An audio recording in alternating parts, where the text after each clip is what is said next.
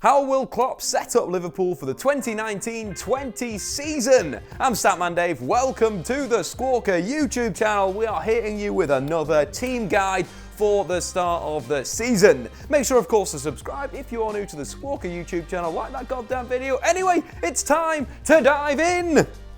So, how will Jurgen Klopp line Liverpool up? Let's rewind to the Champions League final, Liverpool beating Spurs 2-0. Jurgen Klopp laid his team up in the 4-3-3. Fabinho holding in front of the defence, with the midfield guys being runners, working hard, pressing the football, especially Jordan Henderson, my man of the match in that final, supporting the front three of Sadio Mane, Firmino and of course Mohamed Salah. But of course, we may see a few tactical tweaks this season. Liverpool need to continually be unpredictable.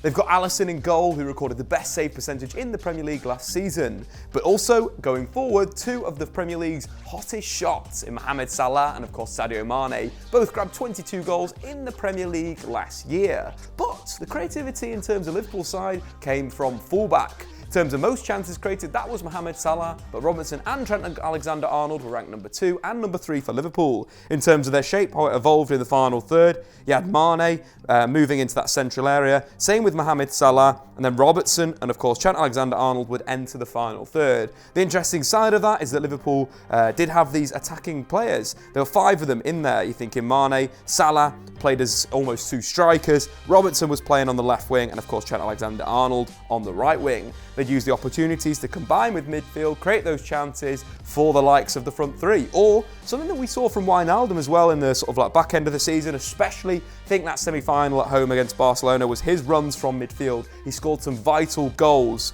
So that was the overall Liverpool style of play. They left 2 centre-backs back. They had a really good 3-man base in midfield consisting of Fabinho and usually Henderson and Wijnaldum. Of course, Milner would come in and out of that team. He could play left-back, right-back as well. But it was a really good setup. I think that was the one big thing that Jurgen Klopp got his bench really right last season. Of course, the big guy for them in the Champions League was Divock Origi, who came in for Firmino at certain times. He scored all 3 of his shots against Barcelona and Spurs in that Champions League run, in the semi-final and in the final. Big player for Jurgen Klopp, and a player that could have been pushed out, a player that looked like he was going to leave Liverpool Football Club, is actually now one of the key guys from the bench. And what you mentioned before, the creativity did come from fullback, with the likes of Trent Alexander-Arnold picking up 12 assists in the Premier League and Robertson 11. But the reason why they could do that was because of Fabinho. What a player at defensive midfield, shuttling over to protect the centre-halves in those wide areas, winning tackles, distributing the ball, and that's reflected in the stats. Fabinho won more tackles and completed more passes per game than any other Liverpool midfielder in the league last season. Of course, protecting the likes of Virgil van Dijk and Joel Matip. Virgil van Dijk was fantastic at centre-back. He won 100% of his tackles. Of course, a 90% pass accuracy was only better by Wijnaldum for Liverpool. 4 goals and 2 assists. Of course, a great season for the Dutchman is expected to lift the Ballon d'Or. Liverpool changed. They were better on the ball. They created good opportunities with their possession play. Of course, let's put the main man back in, Roberto Firmino, for the first choice Liverpool team. So that's who they've had last season. That's how they set up the 4-3-3. How that could be maybe tweaked going forward, we could see an introduction of an attacking midfielder, maybe Wijnaldum playing ahead of maybe a 2-man base, or you could throw the likes of Naby Keita into that role. You're thinking Keita would do really well to play behind that front sort of 5 players in attacking midfield, and that's how we could see Jurgen Klopp progress his team, but expect the 4-3-3 next season. So it's time to talk about transfers. Liverpool have been fairly quiet in the window, considering how active they've been recently. The likes of Naby Keita joining from RB Leipzig, you've got Virgil van Dijk moving from Southampton, and of course Alisson from Roma. 3 really big players that were a lot of money. Maybe it's because Liverpool's bank is a little bit dry at the moment, but they've made 2 signings, 2 young players with a lot of potential. First up, Sepp van der Berg. Looks like a very calm defender. They brought him in from PEC Zwolle. In the Eredivisie last season, he had an 83% tackle win rate. Expect him maybe to come in for someone like Joel Matip, or if Joe Gomez,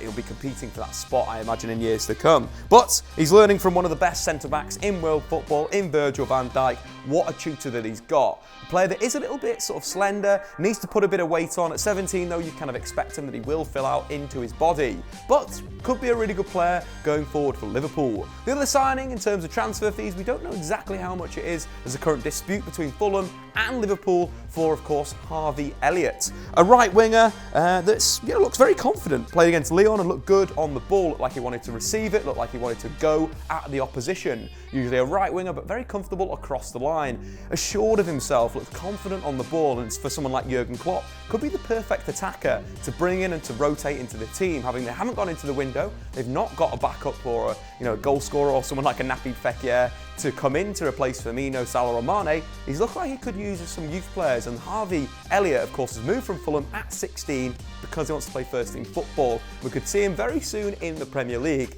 Expect the fee to be around £10 million. In compensation, Liverpool will have to play Fulham, but Harvey Elliott is supposedly one of the best young English players around. So how will Liverpool set up in the 2019-20 Premier League season? Of course, the lack of signings combined with losing the likes of Daniel Sturridge and Alberto Moreno, Liverpool are short in a few positions, but they've got a number of talented young players coming through that could come into the side and do some really, really good jobs for them. We mentioned before the two young players that they've signed that could easily come into the team again. Trusting that youthful aspect to Jurgen Klopp is key to his philosophy, but the main man that's going to be really exciting to see is, of course, Harry Wilson, who was on loan at Derby last season. Harry Wilson could provide really good cover and support for the front three, a player that excelled for Frank Lampard last season. He's played so far for Jurgen Klopp on the left wing, but could easily play on the right or as the striker. In terms of stats, Harry Wilson scored 7 goals from outside the area in the Championship last season and was directly involved in 20 goals, 16 goals and 4 assists for Derby County, playing either attacking midfield or on the left, on the right, very, very fluid. The interesting side with that is Liverpool will now come up against teams that are going to sit deeper and deeper and deeper. Liverpool only scored 5 goals from outside the box last season, but they were big, big goals. You think Mohamed Salah versus Chelsea at the back end of the season and early half of the season against Sturridge versus the same team, Chelsea. 2 goals that arguably won Liverpool both of those games. When teams sit deep, you need to find different solutions. Someone like Harry Wilson that has ability from range could be the perfect guy to really drive Liverpool forward if they need to, camp outside the opponent's box and then getting those shots on goal. So he could be a really good option coming into the first 11 for Mane, for Salah, for Firmino, any of those guys. Of course, we mentioned the youthfulness of this Liverpool team, especially in pre-season. Ryan Brewster is another guy that's got a lot of potential. We could see him at number 9. He was directly involved in 12 goals in 11 games in the 2017-18 season. And of course, starred for England's under-17 team at the World Cup, scoring the most goals in the tournament. We could see him as well deputised for Firmino, a player that's very technically good. Of course, at the under-17 World Cup, scored 8 goals and registered assists in just 6 games. So it could be another guy that could fit in and out. Again, the standard 4-3-3, which we mentioned Liverpool are going to play with Firmino, Salah, Mane, especially the back four, and then the 3-man midfield of Fabinho, Henderson, Keita going forward, could be, you could bring a lot of youth in an attacking sense. But also at fullback, a big thing for Liverpool is attacking with their fullbacks. That attacking width, as we mentioned tactically before, both Trent Alexander-Arnold and Robertson entering the final third. So Liverpool need some sort of depth there, but they've got 2 young players coming in that could be absolutely perfect for this. At right back, we've got Hoover, who played for Liverpool last season, and of course, Larouche, a left back, converted winger who was part of Liverpool's winning team in the FA Youth Cup in the 2019 season, a converted winger, good in the final third. Both players are young,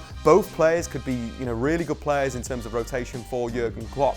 Klopp trusts the kids, and these guys could come in and deputise for it. Again, Trent Alexander-Arnold, who we will expect to play fullback for the entire season, and Andy Robertson. If we just flip it back to the team that we expect Liverpool to play next season, of course, the 4-3-3, Mane, Salah, Firmino, this midfield. The interesting side there is we could see Wijnaldum Beast continue being the first choice guy in central midfield. Milner could pop in for Jordan Henderson. There's a lot of options for Jurgen Klopp, and an interesting one that he's been working on with pre-season is actually playing Adam Lallana as a defensive midfielder, controlling the play and dictating the tempo. So Jurgen Klopp has a lot of options, but expect the starting 11 to be, as you can see right now, 4-3-3, Joel Matip, and again, that could be an interesting one. Joe Gomez returning from injury and looking good again, especially for England Nations League. So that could be the starting team from front to back. Liverpool are going to be doing some damage, especially in the Champions League and in the Premier League in the next season. But thanks for watching. Of course, subscribe if you're new to the Squawker YouTube channel and smash like. We need to know whether you like this type of content. It's how Jurgen Klopp could set up Liverpool next season.